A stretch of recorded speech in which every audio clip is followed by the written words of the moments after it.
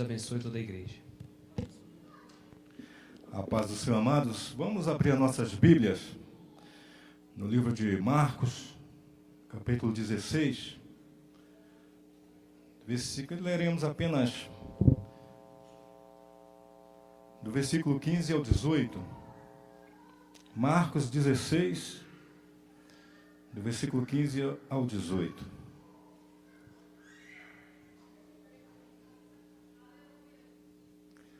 Todos encontraram? Apesar de estar ali, eu vou estar lendo, os irmãos acompanhem por gentileza em suas Bíblias.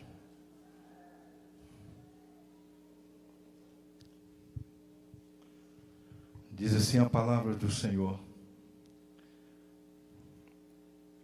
E disse-lhes: Ide por todo o mundo, pregai o evangelho a toda criatura. Quem crer e for batizado será salvo, mas quem não crer será condenado. E estes sinais seguirão aos que crerem. Em meu nome expulsarão demônios, falarão novas línguas, pegarão nas serpentes e, se beberem alguma coisa mortífera, não lhes fará dano algum. E imporão as mãos sobre os enfermos e os curarão. Amém? Podeis assentar, amados. Glória a Deus. Já tivemos aqui período de louvor, o período de preparação dos nossos corações para ouvir a palavra de Deus.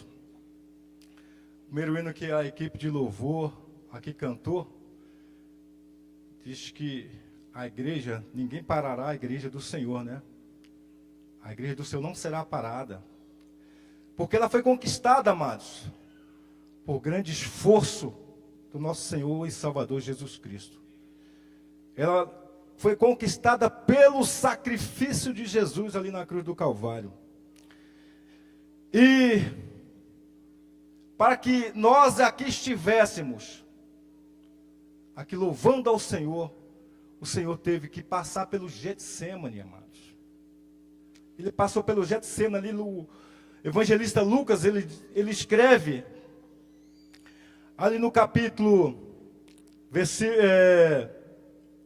do capítulo 22, versículo 44, cheio de uma grande aflição, Jesus orava com mais força ainda.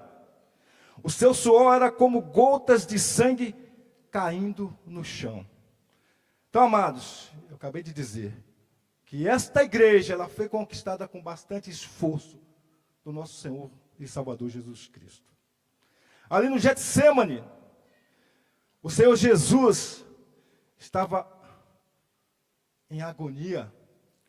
Existe um fenômeno raríssimo na medicina, que o único que fez menção desse versículo aqui, dizendo que Jesus suou gotas de sangue, foi o evangelista Lucas, por ser médico. Ele escreveu esse versículo. Por quê? Porque a testa de Jesus, a agonia que ele estava sentindo, por levar os nossos pecados, por morrer pelos nossos pecados ali na cruz.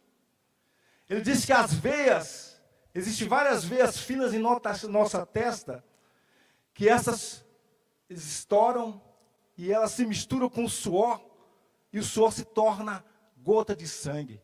E aquelas gotas de sangue do rosto de Jesus caíam ao chão. Isso por quê? Para que eu estivesse aqui. Para que o meu pecado, para que o seu pecado, os nossos pecados fossem perdoados. Então Jesus conquistou essa igreja. A igreja não pode ser parada, porque foi conquistada com muito esforço. O esforço do nosso Senhor e Salvador Jesus Cristo.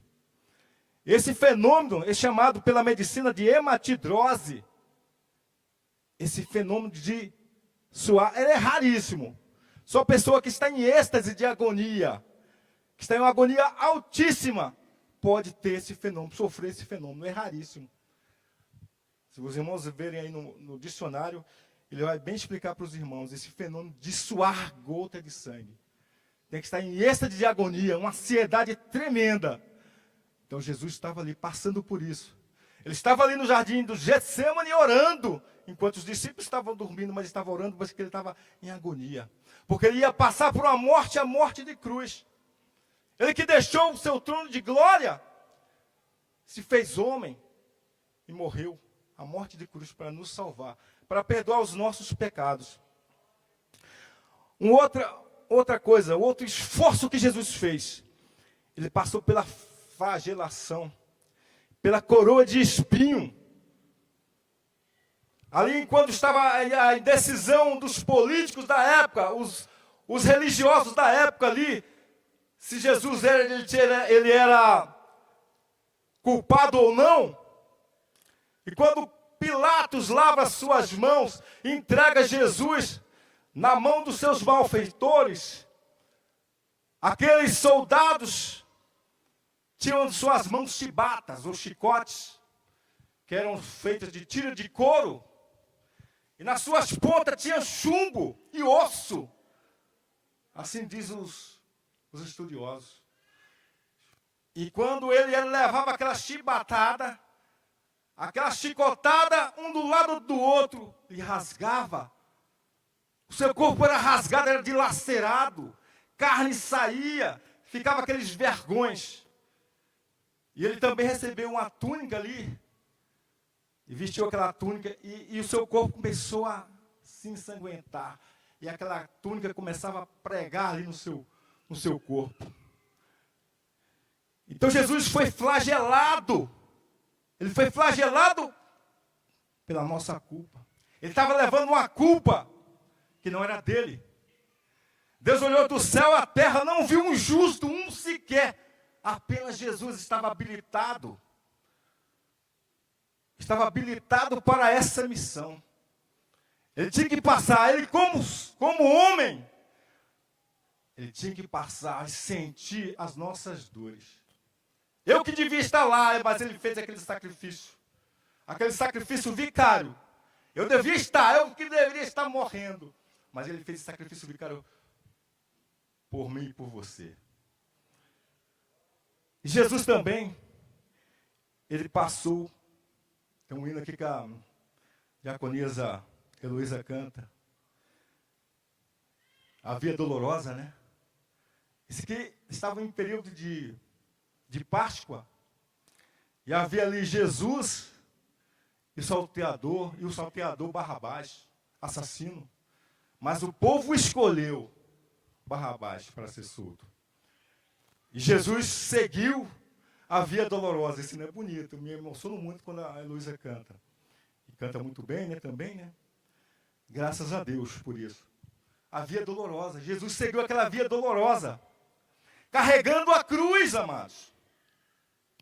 A cruz tinha aproximadamente aquele madeiro lá horizontal. Quando tinha o vertical, tinha o horizontal que era colocado nas suas costas. Lhe cravaram uma coroa de espinhos. Jesus não podia deitar a cabeça de um lado ou do outro, porque aquilo perfurava ali o couro cabeludo. E quem é médico cirurgião sabe que o couro cabeludo, ele evacua muito sangue, não é isso? Assim diz os estudiosos, que o couro cabeludo, ele evacua muito sangue quando atingido. E aqueles espinhos perfuravam a cabeça de Jesus, então ele não podia recostar a cabeça nem de um lado nem do outro, então ele colocava a cabeça para frente. E ao colocar a cabeça para frente, quando ele cansava, ele tinha que dar um esforço, trazer a cabeça para trás. E aí, quanto mais ele esforçava, aqueles espinhos penetravam em sua cabeça, amados. Isso foi a Via Dolorosa, mas apareceu no meio do caminho, quando Jesus, aquele madeiro, diz os estudiosos que eles pesavam 50 quilos. Eu que estou reformando a casa, 50 quilos, eu carrego 3 quilômetros, já estou fatigado. 3 metros, carregando um saco de cimento de 50 quilos. Imagine 600 metros, com uma coroa de espinho e com um travessão horizontal amarrado atrás do seu pescoço, suas mãos esticadas. E Jesus levando naquela via cruz, ou via dolorosa. Mas isso ele fez. Por isso ninguém pode parar, porque a igreja foi tomada, foi conquistada por esforço, amado. A igreja do Senhor foi conquistada por um esforço, para que eu e você estivéssemos aqui. E no ato da crucificação também, Jesus passou pelo ato da crucificação. Deitaram Jesus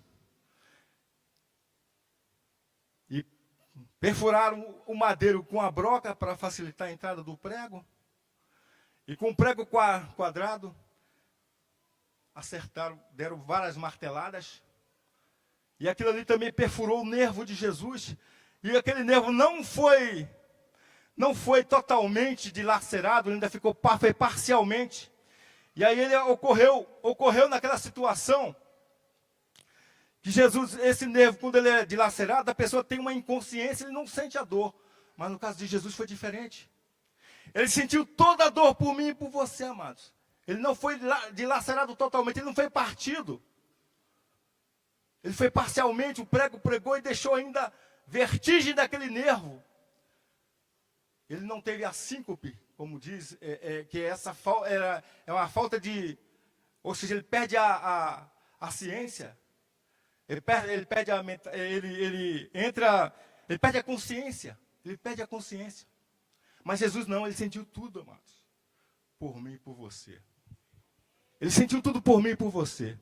E ao deitar ele ali no chão, ele todo dilacerado, as moscas enchiam de terra ali naquele chão, e as moscas tumultuavam ali, e ele não podia se mexer para espantar as moscas.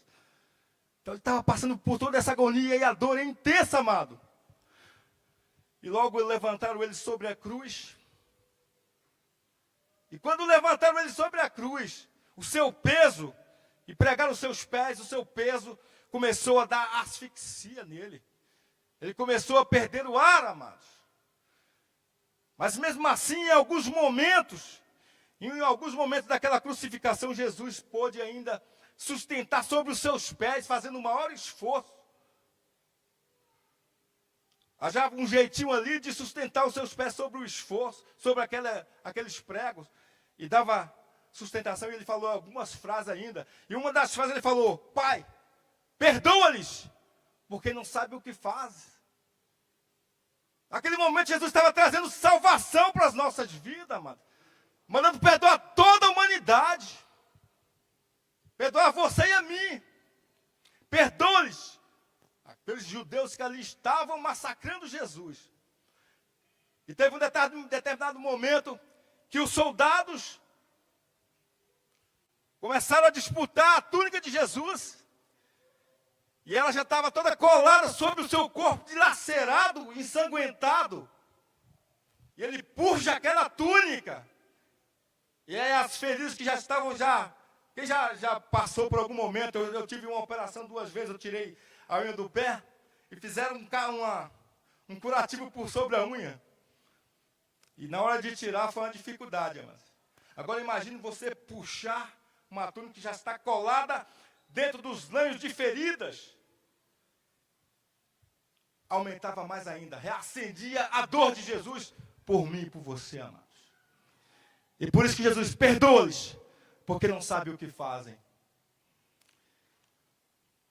E ao Jesus relaxar novamente a posição ali, ele começava a ser asfixiado. E antes de dar o último brado, ele novamente se pôs sobre os pregos ali, para ter força para poder falar, e ele ainda fala ainda: Deus meu, por que me abandonaste? Aí depois ele dá o último brado: Deus, está tudo consumado. Pai, nas tuas mãos eu entrego o meu espírito. Ou seja, ninguém pode parar a igreja, porque ela foi conquistada por esforço, amado. Esforço do nosso Senhor e Salvador Jesus Cristo. Então o verdadeiro evangelho, amados, o verdadeiro evangelho, como foi cantado aqui, pela equipe de louvor, vários hinos, 2 hinos aqui, abençoados. O verdadeiro evangelho, ele não pode ser pregado sem a cruz, sem o sofrimento da cruz. Como nós dissemos aqui em Marcos 16, 15, ide por todo mundo, pregai o evangelho a toda criatura. Aquele que crer será salvo, o que não crer será condenado. E esses sinais seguirão aos que crerem. Em meu nome expulsarão demônios, falarão novas línguas, pegarão nas serpentes, se beber alguma coisa mortífera, não lhes farás dano algum, e porão as mãos sobre os enfermos e os curarão. Esse é o verdadeiro evangelho. O verdadeiro evangelho é aquele que Jesus salva. Por que ele salva? Porque ele tem autoridade para salvar. Marcos 10, 45 diz assim, ó, porque o Filho do Homem não veio para ser servido, mas para servir. Ele veio servir, ele veio dar a sua vida. Ele não veio para ser servido, mas ele veio para servir. E dar a sua vida em resgate de muitos. Quais são esses muitos? Aquele que crê. É preciso crer. Certa feita, conversando com um colega no serviço, ele falou, eu não acredito que Jesus morreu por mim, eu não mandei ele morrer por mim. Você precisa crer que ele morreu.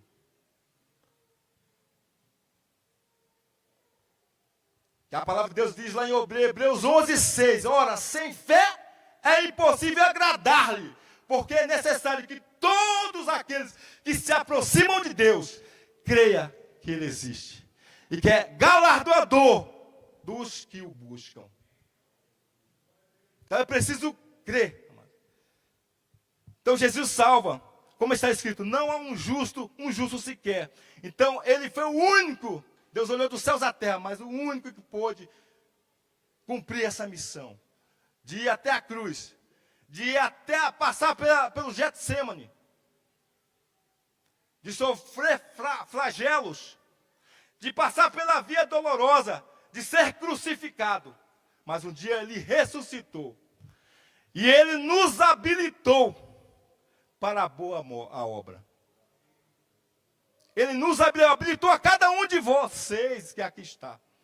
Cada um de vocês, se crer, no nome dele, vocês terão poder para expulsar demônios. Para curar, orar e curar. Eu já contei uma vez aqui, eu lá no trabalho, um endemoniado, um militar endemoniado. Só estava eu lá, eu falei, eu vou chamar o pastor? Eu vou correr? O que eu vou fazer agora? Ele te habilitou, amados. Ele te habilitou, ele te deu poder para você expulsar demônios. Você não precisa correr, que eu vou chamar o pastor, não.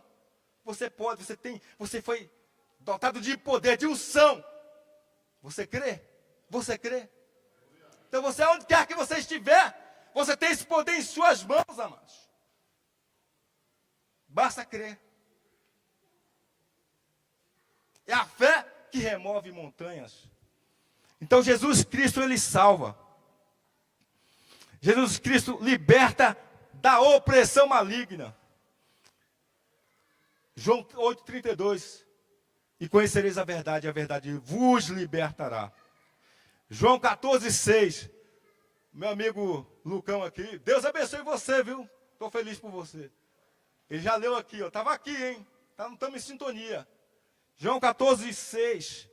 E conhecereis a verdade. Aliás, disse-lhe Jesus, eu sou o caminho e a verdade e a vida. Ninguém vem ao Pai senão por mim. Efésios 6,12.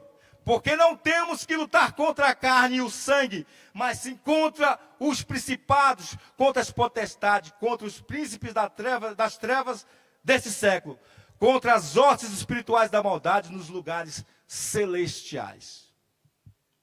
Jesus também cura, amados. Esse versículo aqui, Jesus cura.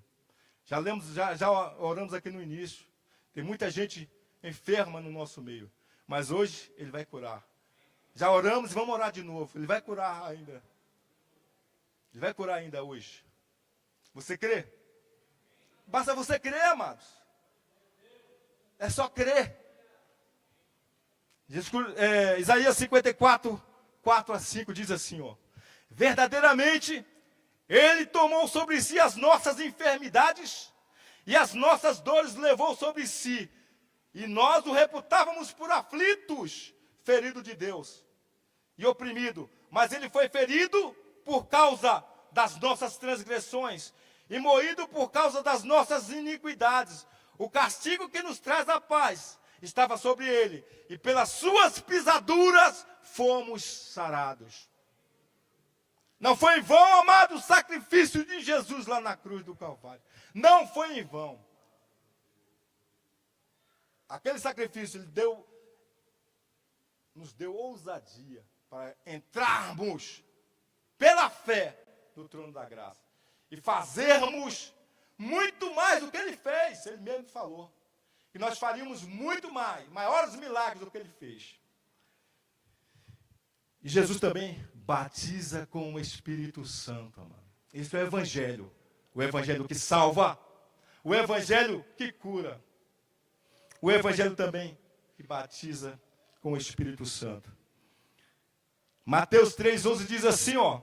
E eu em verdade vos batizo com água para o arrependimento. Mas aquele que vem após mim é mais poderoso que eu, cujas alparcas não sou digno de levar. Ele vos batizará com o Espírito Santo e com fogo. Amados, só tem que buscar. Você tem que ter o desejo de ser revestido com o Espírito Santo. Muitas vezes, quando fui batizado com o Espírito Santo, eu ia naqueles movimentos, eu tinha o desejo de ser batizado com o Espírito Santo. Ia naqueles movimentos pentecostais, ia lá à frente e não recebia. Uma certa feita eu estava numa consagração de adolescentes. E na ocasião, tinha poucos adolescentes ali. Uns 3, 5 no máximo. E eu sozinho num banco ali, ó. Sozinho orando, buscando o batismo. E naquele momento, eu recebi o batismo com o Espírito Santo. Então você tem que ter o desejo de receber o batismo com o Espírito Santo. Porque ele batiza com o Espírito Santo. Basta você crer.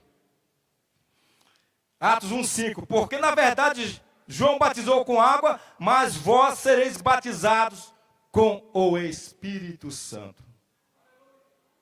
Tem que buscar. Você tem que buscar. Tem que ter a sede de receber. Querer receber. Ah, está demorando. Busca. Continue buscando. Lucas 3,16 diz também, respondeu João a todos, dizendo, eu na verdade batizo-vos com água, mas eis que vem aquele que é mais poderoso do que eu, do qual não sou digno de desatar a correia das alparcas, esse vos batizará com o Espírito Santo e com fogo. E por fim, amados, o verdadeiro Evangelho, ele leva para o céu. Ele leva para o céu.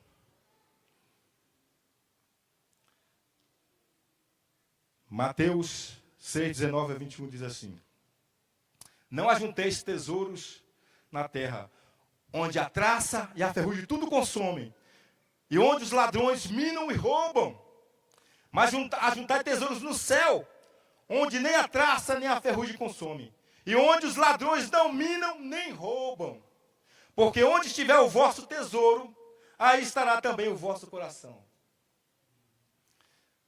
Às vezes é perigoso isso, amado, você se acostumar com a terra, onde está tudo bem, você tem tudo regaladamente, e você esquece do céu. Não esqueça do céu. Você pode ter tudo, um bom carro, uma boa casa, mas não esqueça do céu. Pode ter fazendas, pode ter iates, não esqueça do céu. Apocalipse 21, 22, 27. E nela não vi templo, porque o seu templo é o Senhor Deus Todo-Poderoso e o Cordeiro. E a cidade não necessita de sol, nem de lua, para que nela resplandeçam, porque a glória de Deus a tem iluminado, e o Cordeiro é a sua lâmpada. E as nações dos salvos andarão à sua luz, e os reis da terra trarão para ele a sua glória e honra. E as suas portas não se fecharão de dia, porque ali não haverá noite.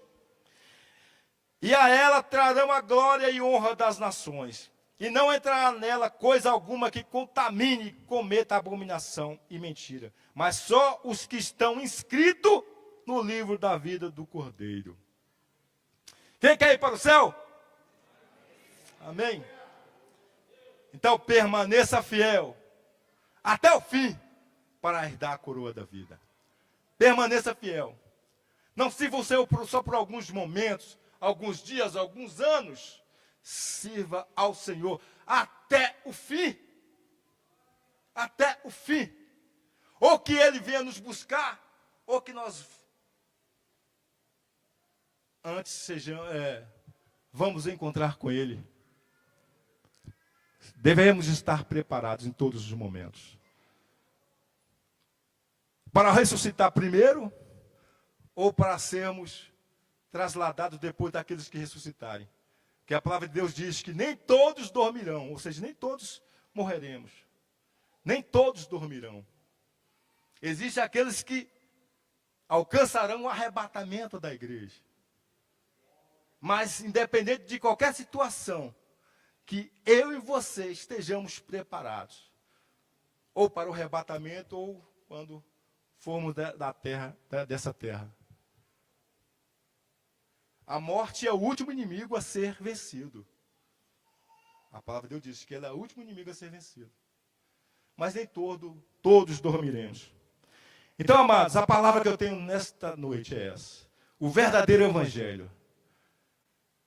Ele passou pelo sacrifício da cruz. Então, se você ouvir um evangelho que não fale do sacrifício da cruz, fuja dele. O verdadeiro evangelho, ele passa pelo sacrifício da cruz. E para que nós vivamos o verdadeiro evangelho, temos que crer no sacrifício do Senhor Jesus, que Ele morreu por mim e por você. Ele morreu para que eu fosse salvo. Ele morreu para que eu fosse curado. Ele morreu para que eu seja batizado com o Espírito Santo. E Ele morreu para que eu vá para o céu. Que Deus possa abençoar essa igreja. E eu pergunto, se tiver alguém que ainda não aceitou a Jesus, que vem aqui à frente. Se tiver alguém que ouviu essa palavra e que creu, que deu ouvido à nossa pregação, vem aqui à frente, que nós estaremos orando. Porque a igreja do Senhor não será parada. Como é que é mesmo? Qual é o título aí? Ninguém pode parar a igreja? Ninguém pode parar a igreja do Senhor. Então ninguém pode parar a igreja do Senhor. Tem alguém aí que quer aceitar Jesus? Tem alguém que ainda não recebeu o seu Jesus como seu Salvador? O seu único e suficiente? Então eu acredito que todos são salvos, né? Então eu gostaria de chamar aqueles que estão doentes. A palavra sobre cura. Então eu creio na cura. Há 2 semanas atrás eu estava ali em Goiânia, em um culto de ações de graça, pela cura do meu irmão. Então o Senhor, Ele é o mesmo ontem, hoje e eternamente. Então Ele cura. Se tiver alguém doente, que venha aqui à frente. Se tiver alguém da família doente, venha interceder. E você vai sair daqui curado. E amanhã nós teremos o culto da restauração, né, pastor Jonas? E você poderá contar o seu testemunho. Porque Deus está aqui. Vamos estar de pé, por gentileza?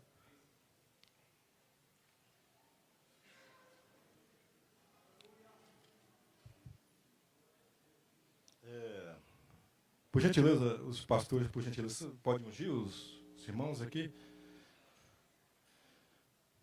Então, você que deu ouvido à nossa pregação e crê, Deus vai te curar nessa noite.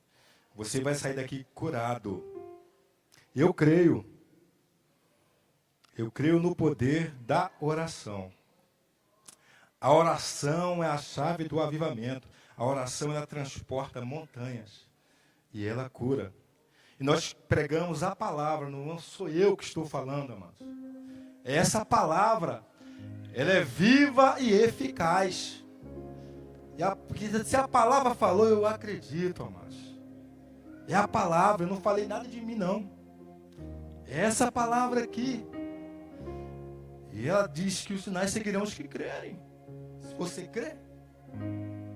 Então, se você crê, você vai ser curado nessa noite. Então, os pastores estarão ungindo a vocês. E se tiver alguém aqui que esteja intercedendo por alguém, a missionária Fátima, né, também está intercedendo. Aqui, ó, está intercedendo a missionária Fátima. E Deus vai visitá-la agora. E ela vai ser curada em nome de Jesus. Então, vamos orar.